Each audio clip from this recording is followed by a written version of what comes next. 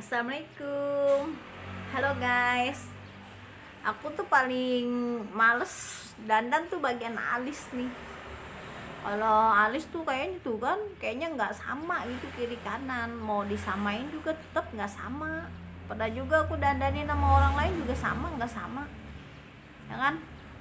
Jadi tuh agak suka males tuh bagian alis lama. Kadang aku lap lagi, aku bikin lagi. Apalagi aku kan nggak pakai hiasan alis tuh, polos. Nih aku di sini mau cerita tentang seorang istri yang jadi korban KDRT suaminya. Jadi gini ya, teman-teman. Kalau kita kan mulutnya emang kayak gitu kan, suka kalau udah ngomel-ngomel terus, apalagi kalau ada suatu hal kayaknya tuh pengennya marah gitu, nggak bisa dihentikan gitu kan. Nah di situ kan kita kadang identiknya nyalahin suami karena keadaan yang sedang kita alami, apa karena kita hidupnya susah gitu kan. Jadi kita ngerasa sebagai wanita itu kita berhak untuk senang, berhak untuk bahagia gitu kan. Sedangkan suami usahanya kayak gitu, bahkan dia seolah-olah nggak ada pikiran gitu, malah bangun tidur, ngopi, ngerokok, nyarap, tidur lagi. Sedangkan kita perempuan kayak apa stresnya. Tapi laki-laki suka nggak ada arah ke sana, malah kita lagi pusing kayak gini dia sempet-sempetnya tuh nyolek istrinya, ya kan, sempet-sempetnya genit gitu kan, nggak tahu istrinya tuh pusingnya kayak mana. Nah di saat itu kan kita ngomel nih, lucus aja. Nah suami di situ kan merasa ketenangannya terganggu. Nah dia kan bilang gini, ngapain sih lu marah-marah mulu, nggak ngargain banget sama suami. Ya kita tambah ngomel kan, bukannya kita nggak menghargai, tapi kan keadaan lagi begini, anak mau jajan, duit nggak ada, kalau dikasih ke anak nanti buat beli beras nggak ada, kan gitu kitanya ngomel-ngomel. Tapi walaupun begitu kita jangan ngomel lah, ya kan. Kalau kita ngomel-ngomel, kita nyerocos aja.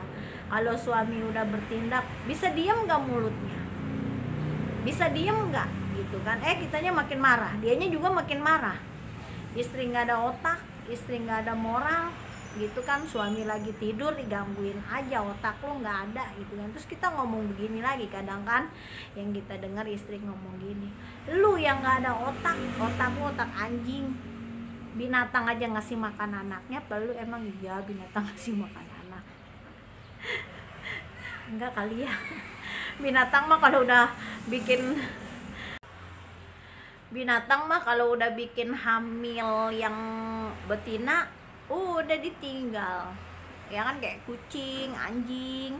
Ntar mah yang betinanya ngelahirin sendiri, cari makan sendiri, gedein anak sendiri. Nah itu kalian disebut, kenapa lu yang kayak binatang nggak mikirin makan anak bini gitu kan.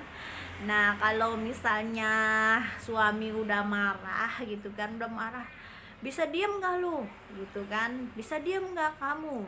Nah kalau suami udah ngebales ocehan kita, suami udah bales omongan kita, lebih baik kita diam. Karena aku perhatiin yang jadi korban KDRT itu rata-rata 100% lah yang ngelawan sama suaminya. Jadi suaminya ngomong, dia lebih ngomong lagi. Suaminya menghina, dia lebih menghina lagi. Gue masih laku. Emang lu kira lu doang yang laku? Gua ngantri di belakang gua yang mau gua, gitu jawaban istrinya. Ya kan, nggak mau kalah.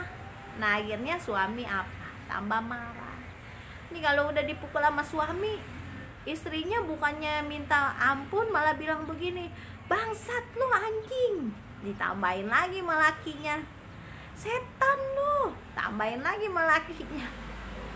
Kita perempuan mah kalau suami udah marah, lebih baik menghindar atau diam gitu kan. Jika perlu kabur ke sawah. Gue kali lagi anak gue minta jajan, bapaknya marah-marah, kemarahin lagi. Udah gitu dia ngambil kayu mau gebuk anaknya karena nggak ngerti gitu kan, belum dapet duit di warung. Zaman dulu mau masih zaman sepi. Nah udah gitu aku bawa anak lari keluar sampai sawah, lari ketakutan. Aku takut banget kalau bapaknya udah jawab. Jadi kalau bapaknya nggak jawab, aku nyerocos mulai Tapi kalau bapaknya udah bilang gini, bisa diam nggak, udah aku diem. Tapi diam, kadang aku pergi ke belakang cari angin gitu kan.